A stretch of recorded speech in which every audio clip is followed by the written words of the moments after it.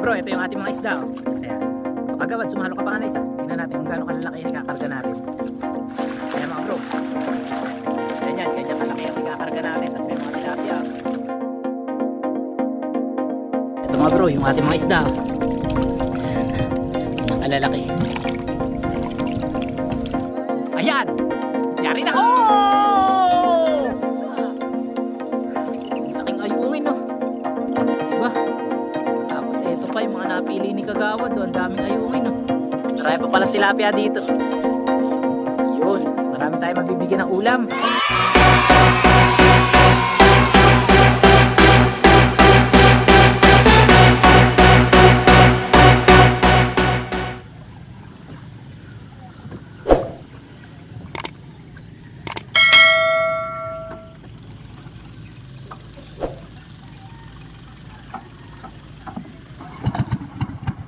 Yo, what's up? Good morning sa inyo lahat mga bro. Mapagpalang araw sa ating lahat. Panibagong vlog, panibagong fishing adventure na naman tayo dito sa lawa ng Laguna Lake. At matagal-tagal tayong walang vlog mga bro. Ay, naging busy tayo. Basta, naging busy tayo. Marami tayong ginawa nitong mga nakaraang linggo. At halos 2 linggo rin ako na hindi nakauwi.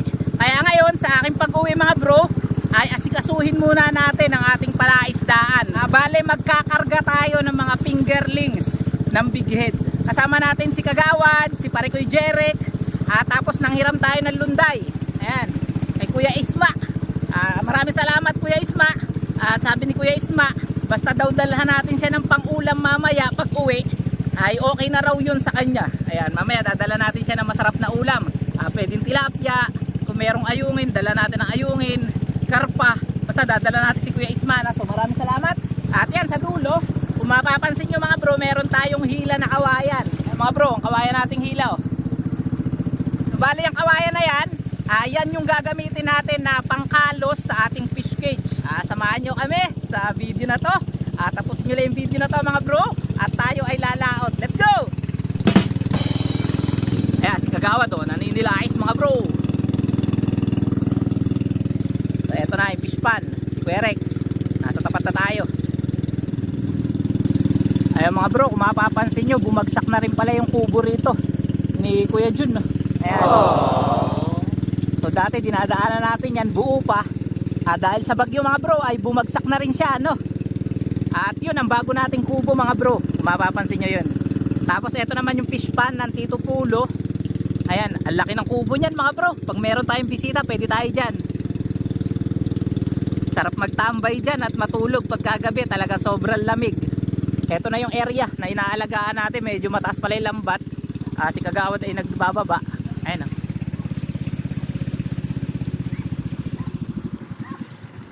Ayan na yung bago nating kubo mga bro.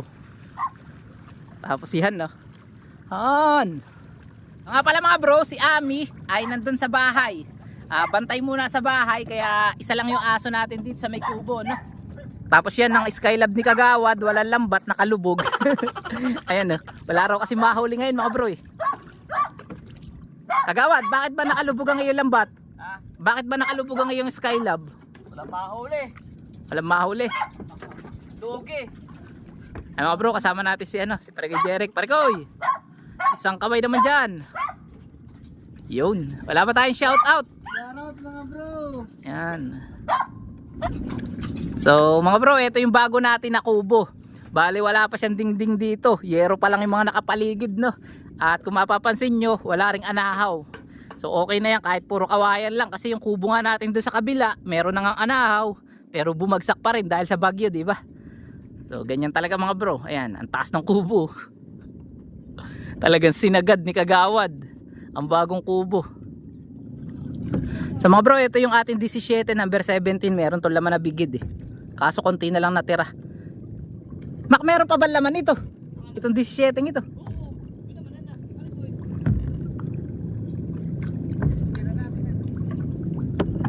Eh mga bro, ito yung aalsahin natin. So medyo mataas na yung lambat.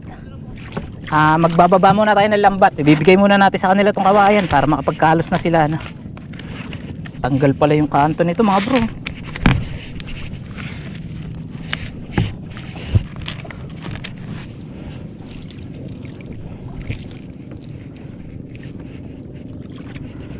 Habang nagkakalo sila mga bro, mag-aayos muna tayo ng ano, ng ating mga fish cage. So, bali ito yung 22 natin mga bro. So mamaya angatin din natin to, tingnan natin kung may laman to. Patas natin magkarga.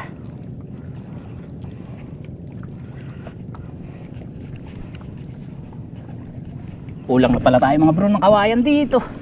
Kailangan natin mag-order ng kawayan.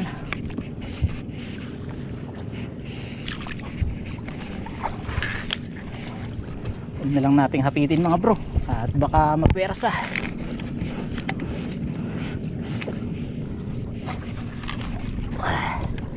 Ayos na yan, baka mapwersa mga bro eh.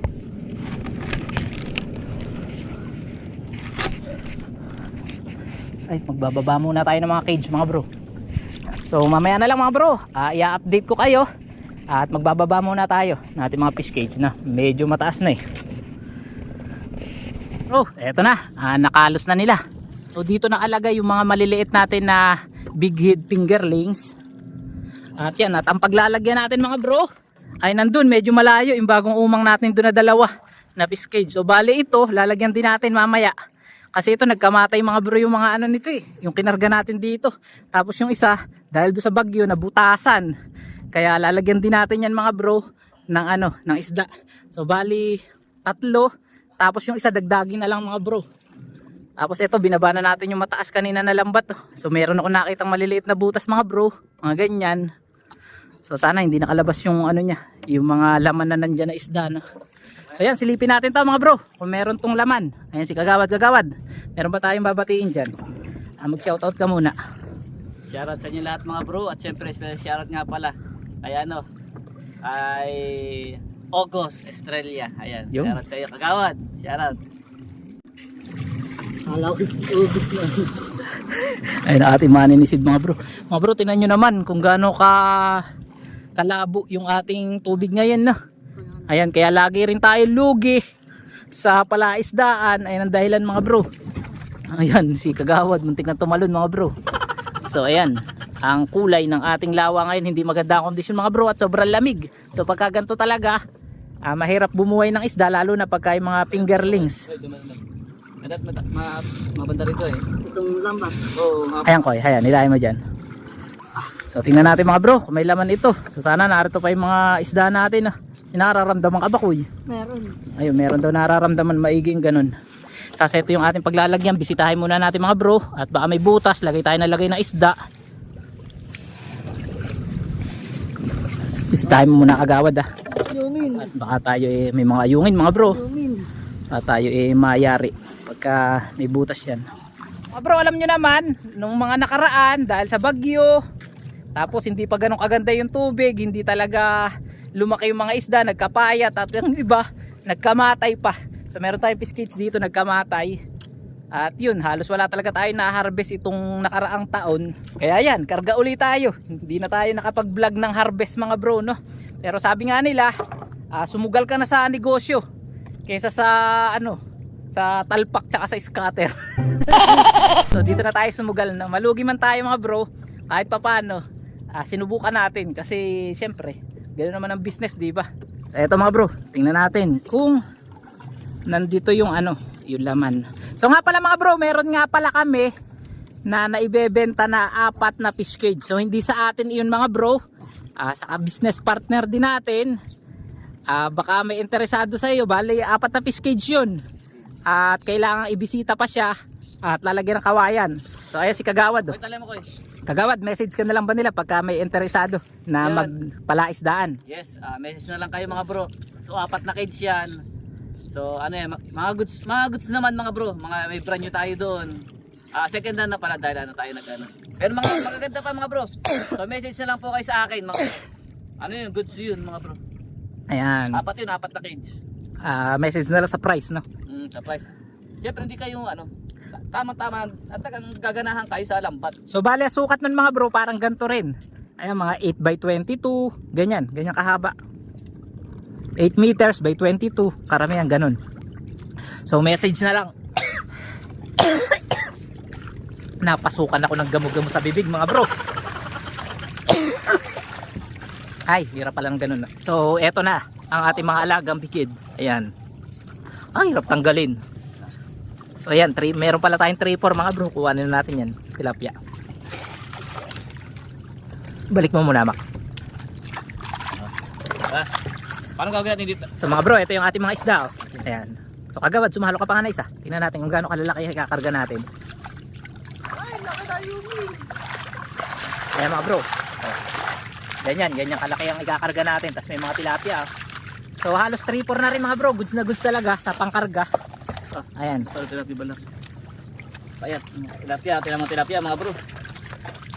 Papayat. So ito mga bro, ganito kalalaki yung ilalagay natin. Oh. Ayan. Bale 3-4, may 5 na.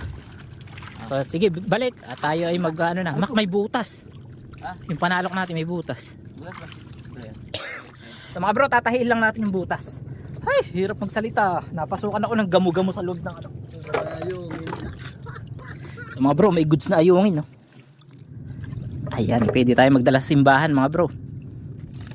So ayun. Tingin mo na salok na. Meron mo bang... Mga bro, isa-shoutout ko nga pala, napakasipag na sakristan diyan. Sa may San Antonio de Padua, at talaga lagi nanonood daw. Sabi, shoutout mo kay Jerono, parang vlog ka. Ayun. Shoutout kay Kian. Ayan. Shoutout sa'yo. At patuloy lang tayo maglingkod na mag-serve. So yun, shoutout. Mga bro, check uli natin. Double check lang. May butas pa. Koy, wag ka na dyan, Koy. Dito ka na kaya, para pagsalo ko dito tayo. Sige. Koy, doon ka na. Koy, doon ka na. Sige, Ako ka na itong bangkan. Koy, doon ka na kayo mga yun. swap tayo, swap. Sige. Ano, ready? Koy, dito tayo magkabaksak ka. Ano lang naman ito, 600 ba ko eh? Oh, 600. Tayo, pipili ko. Bilangan tayo, wala tayong 20-20. Sige.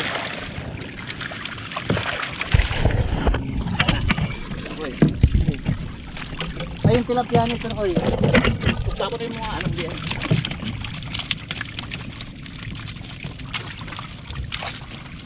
Wala tayo listahan, natandaan nyo na lang.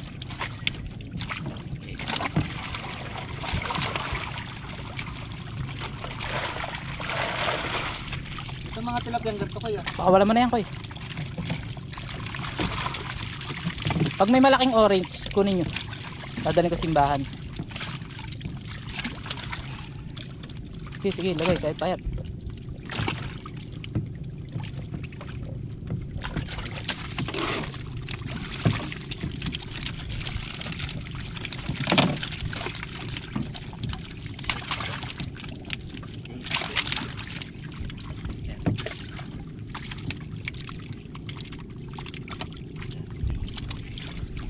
Bro, ayan ang mga isda natin. Business lang tayo mga bro, business lang.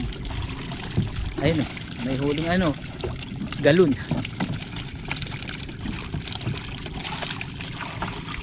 Taba ng tilapia.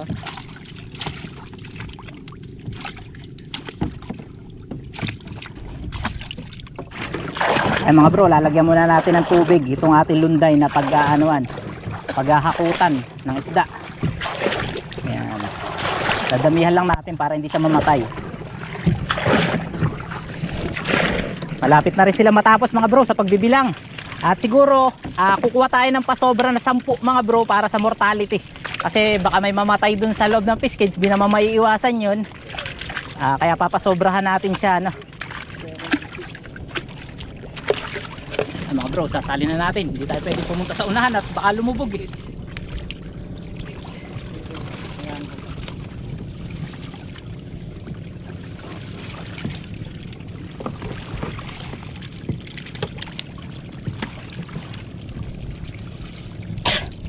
Ito mga bro, yung ating mga isda.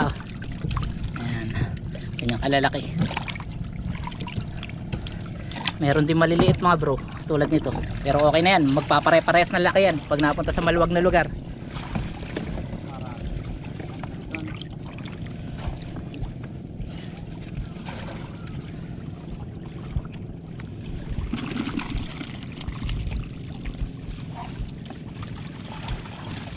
Iguhon nyo na pagkaya. Sakay nyo.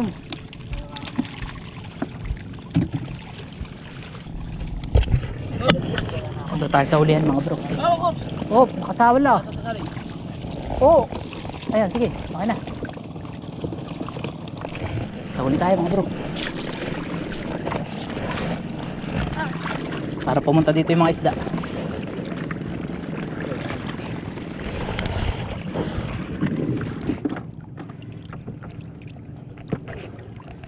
Dami na natin ako tilapia.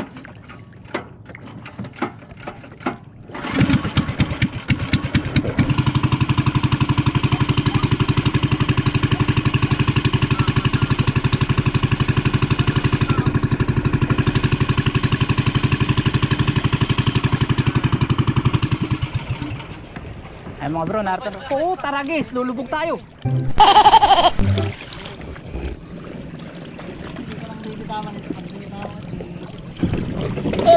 Sige, sige. Ay mga bro, narito na tayo. Ano ito kay tansyahan na lang. Makisagwan mo, itukod mo. Makisagwan mo, itukod mo. 300 ko yan. Amin na isagwan mo. Para ikaw taga ano. Ay mga bro, paglalagay na natin. Ikaw taga ano ba? Tagron. Taga-kabig. Okay, yung taga ibang oo. Ay mga bro, lalagay na natin.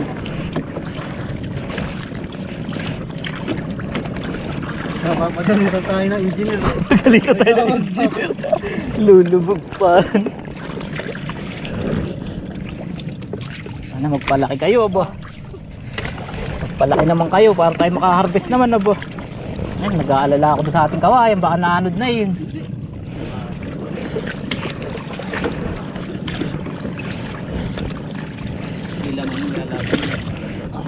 Ayos mga bro, malakas ang ating mga isda. Hindi tayo lumubog. Hindi tayo lumubog. Bubuhay na pagkarinis. Pari ko yun. Saan na marami tubig ninyo? Hindi tayo magreklamo, tiniramlaan natin itong ating bangka. Maraming tubig ang nagagawad.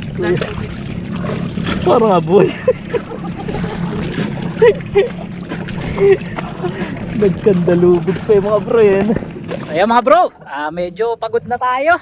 At ang oras natin, alas 10 na mahigit. So bali mga bro, ito kanina, ito yung inalsa natin. So anong nangyari mga bro, yung naiwan kasi medyo konti na lang. Kaya ang ginawa natin ay hindi na natin kinuha. So pinabayaan na lang natin na lumaki diyan. Dahil ganun din naman, kung kukuhanin natin, ilalagay natin doon ng isda. Tapos lalagyan din natin to, di parang nagdalawang trabaho lang tayo, no? So ngayon mga bro, ay narito naman tayo sa 22. So eto. So mapapansin nyo, ang butas ng mata nito, ayun o. Medyo maliit ang butas niyan. Dahil dito natin nailagay yung pinakang huling batch na inalagaan natin ng mga fry. Kaya tingnan natin kung malalaki na yung mga isda rito. At kung pwede na siya na ikarga o ilagay dun sa number 10 na mata. Kasi medyo malalaki yung ano nun yung butas ng lambat nun mga bro. Kung maliliit ang isda rito, so hindi pwede na isali natin doon. Dahil yun nga, makakalabas lang siya, no?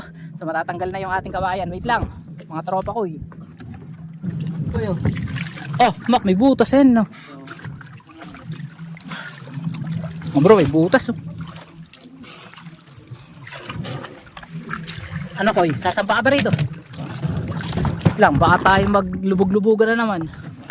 Mga bro, kung mapapansin nyo, mayroong maliliit na tilapia, oh. May sasampang ba? Ayan, sa ibabaw. Tapos may ayungin na maliit. Ayan. Similya ng ayungin, tapos similya ng tilapia. Lagyan natin sa loob. Mga bro, pakita ko sa inyo yung isda. At kakaunti rin mga bro, talagang ang isda natin dito sa Lawanan Laguna Lake ay nangamatay talaga mga bro. Halos wala talaga natira, konting-konti. So ang gagawin natin mga bro, dahil mas maliliit ang butas nito, 22 to, ililipat na lang natin siya dun sa may gis. Para meron din laman yung isang malaki doon na fish cage. So ayan. Wala mga bro, talagang ano wala, nangamatay talaga yung ating mga isda. So mga bro, eto lang mga isda, oh. Siguro hindi pa makakadalawang-daan to. Ayun, konting-konti lang. Tapos may mga tilapia, may karpa. So yung mga karpa papakawalan na mga sa labas. Huli natin yan. Konti mga bro oh. Ayan, pagka gumanda na lang ang tubig, antay tayo ng karga mga bro. Wala talaga. So yun, ilipat na lang natin yung isda dun mga bro. At siguro ito ay lalagyan na lang natin ng kung ano pwede natin maikarga dito, no? So bili siguro tayo ng similya, hanap tayo kung pwedeng tilapia. So bahala na kung ano pwede natin ikarga, no? Yung mga huli sa Skylab. Ay, ganyan talaga mga bro.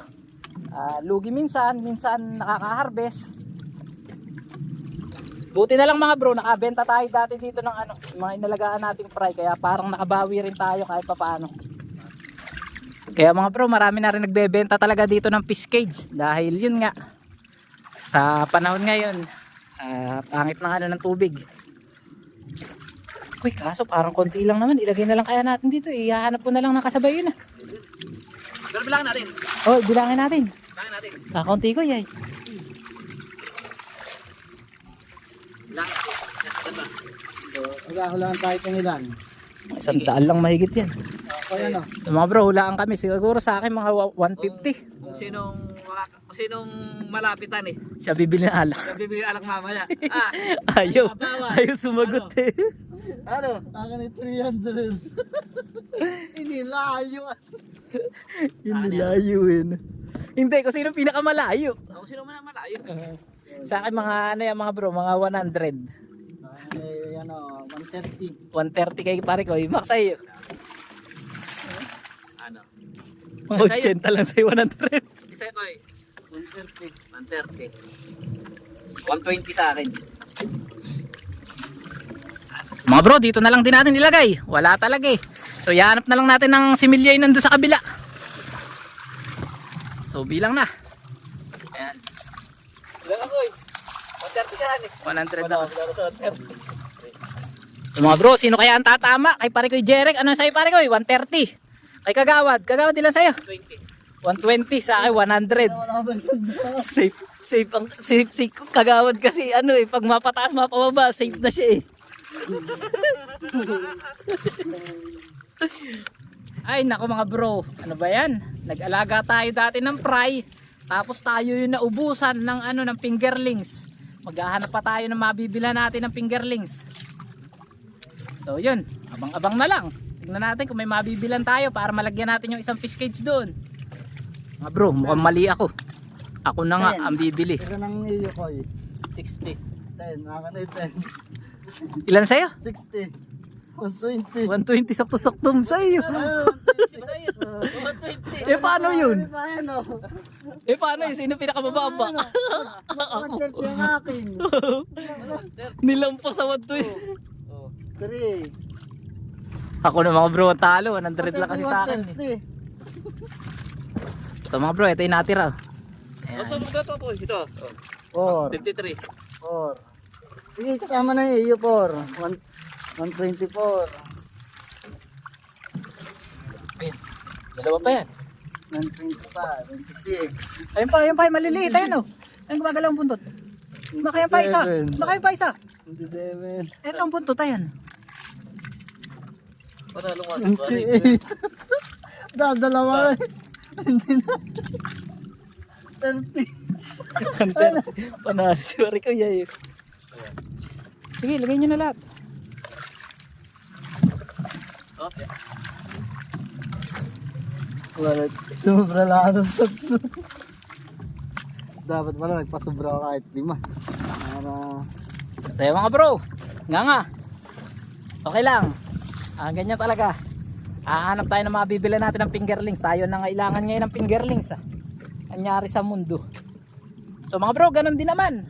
Kila parin Brian, ganun din. Noong nakaraan nag-alaga sila. Ang dami nga nilang naalagaan nun eh. Parang nasa 400,000 yata yung fry na kinuha nila o 300, parang ganyan. Ayun, kukunti lang daw din na natira. Kasi nga, ayun, sa kondisyon ng lawa, talagang pangit na pangit. At nagkamatay talaga yung mga isda. Kaya ayun, wala tayong magagawa. Ganyan talaga. Diba? Dumadaan tayo sa ganyan. Pagsubok yan sa mga nagninegosyo dito sa palaisdaan dito sa Lawan ng Laguna Lake. So mararanasan talaga natin yung mga ganyan. Pero sana naman, harinawa, gumanda ang tubig no? Makisama naman ang panahon. So marami kasi ang dahilan kung bakit mga bro pangit ang kondisyon ng lawa. Andyan na yung ano, basta iba-iba, hindi natin alam.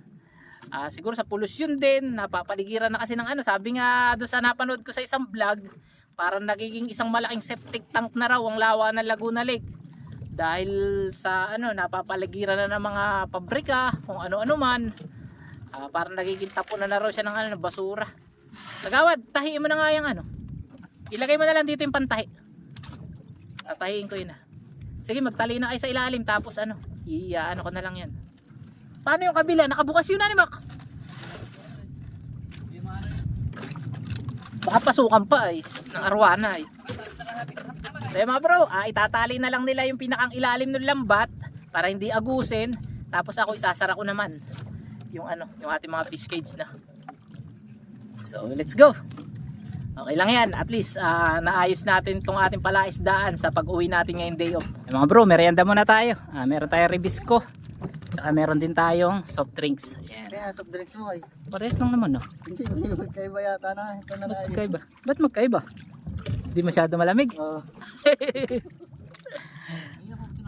Wala akong tinapay. So ito, tagi-tagisa nga tayo dyan mga bro, kain tayo Ayan mga bro, natapos na tayo sa ating trabaho. At yan, napakainit na Mukha na naman tayong dugong. Hindi naman tayo pugi. So mga bro, okay na. Naisara na natin yung ating mga fish cage. Naitali na rin natin yung ilalim. At yung isa doon na fish cage ay nakargahan na rin natin. Tapos yung isa mga bro, ihahanap na lang natin siya ng pangkarga. So bale, ito yung mga kasama natin mga bro. Si Parikoy Jeric.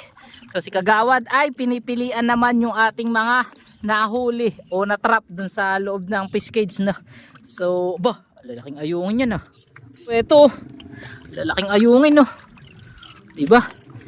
Tapos ito pa yung mga napili ni Kagawad ang daming ayungin Yan. Tapos mayroong mga tilapia malalaki. Ayan, bibigyan natin si Kuya Isma. Siyempre yung hiniraman natin ng bangka bilang pasasalamat din mga bro. Bibigyan natin ng pang-ulam.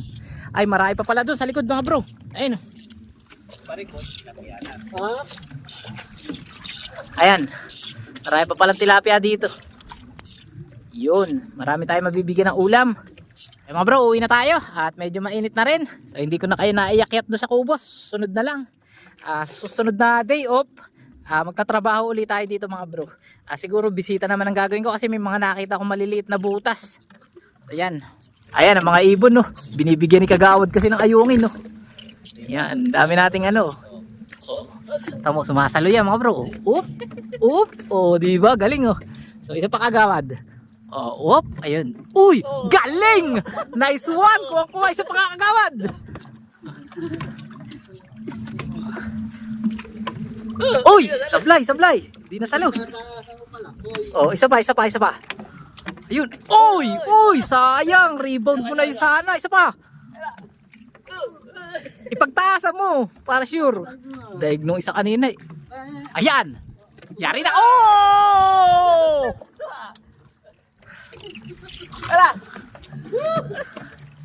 Ayan, siguro mga bro ay hanggang dito na lang muna ang vlog na to. So maraming salamat sa inyong lahat sa pagsama sa atin sa trabaho natin dito sa ating palaisdaan. Mula dito sa laot, ayan si Kagawad. Tapos si Parikoy nandun sa unahan. So magpapaalam muna kami mga bro. At mukhang may session ng tropa. So hanggang dito na lang ang vlog na to. Maraming salamat sa inyong lahat. At bye bye! Happy fishing sa inyo lahat mga bro!